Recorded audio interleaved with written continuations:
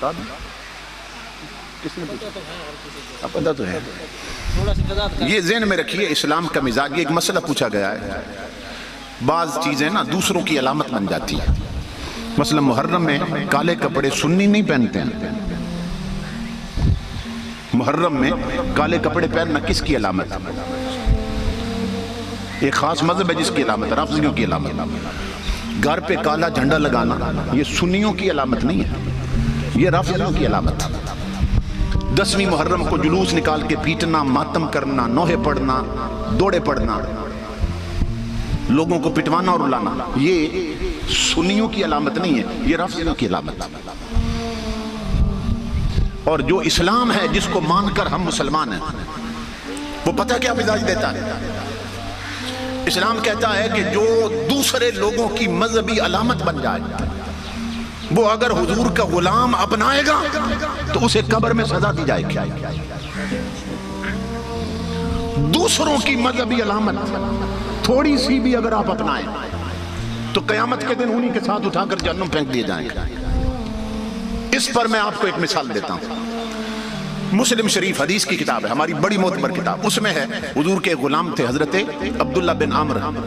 وہ آئے حضور کے پاس، انہوں نے اس رنگ کے کپڑے پہنے ہوئے تھے اس دور میں جس رنگ کے کپڑے کافر پہنتے تھے.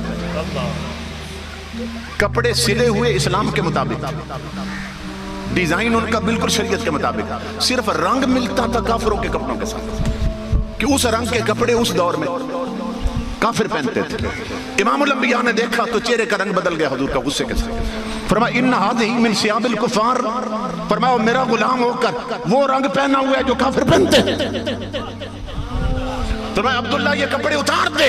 انہوں نے عرض کی اللہ کے حبیب یہ رنگ نہ ابھی کچا ہے، ابھی پکا نہیں ہوا کپڑے میں، اگر آپ اجازت دیں تو دھو کر نہ یہ رنگ میں اتار دیتا ہوں، کیونکہ رنگ سے ہی آپ نفرت کا اظہار کر رہے ہیں نا. امام الانبیاء اتنے غصے میں تھے، فرمایا کپڑے اتار کے، رنگ نہیں اتارنا، ان کپڑوں کو آگ لگا دو. تمام علماء نے لکھا کہ کملی والے بتا رہے ہیں میرے امتیوں تمہارا مزاج یہ ہونا چاہیے کہ اگر تو لاکھوں میں کھڑا ہو نا تو تیرے کپڑوں سے بھی پتہ چلے یہ محمد عربی کا غلام ہے. لباس بھی بد مذہبوں جیسا نظر نہ آئے، تیرا رنگ ڈھنگ بد مذہبوں جیسا نظر نہ آئے، ورنہ قیامت کے دن انہی کے ساتھ سزا پائے گا. تو شریعت نہ کھیڑا رکھتی ہے، نہ کھیڑا رکھتی ہے. دیکھو نا، ہم بازار میں تو سر ننگا ہوتا ہے، کچہری میں تو سر ننگا ہوتا ہے، شادی حال میں تو سر ننگا ہوتا ہے، دکان پہ تو سر ننگا ہوتا ہے. لیکن جب فرمایا عبادت کے لیے کھڑے ہو جاؤ نا، سر ڈھانپ لو، پگڑی باندھ لو، یہ ٹوپی رکھ. کیوں؟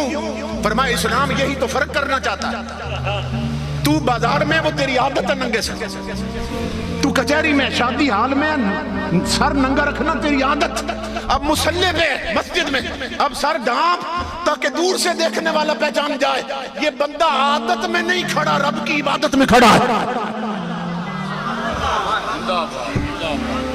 سمجھ رہے؟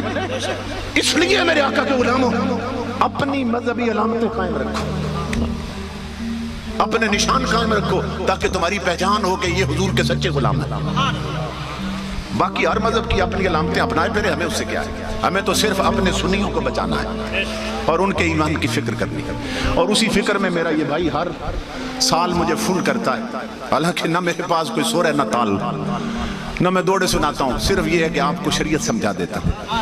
تو آپ بھی مہربانی کرتے ہیں، دور دور سے میرے ساتھی آئے بیٹھے ہیں. بھائی طفیل صاحب کو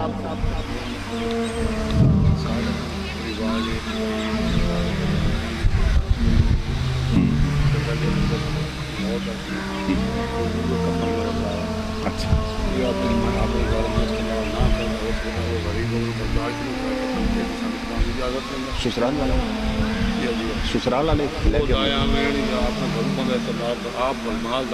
جی جی بالکل. ہمارے ہاں یہ بھائی کہہ رہے ہیں کہ جب بندہ فوت ہو جاتا ہے، رواج ہے ہمارے علاقے میں کہ کفن جو ہے نا وہ جو سسرال ہے انہوں نے دینا ہوتا ہے. یہ ہم نے خود گھڑ لیا ہے، مسئلہ یہ شریعت کا نہیں ہے.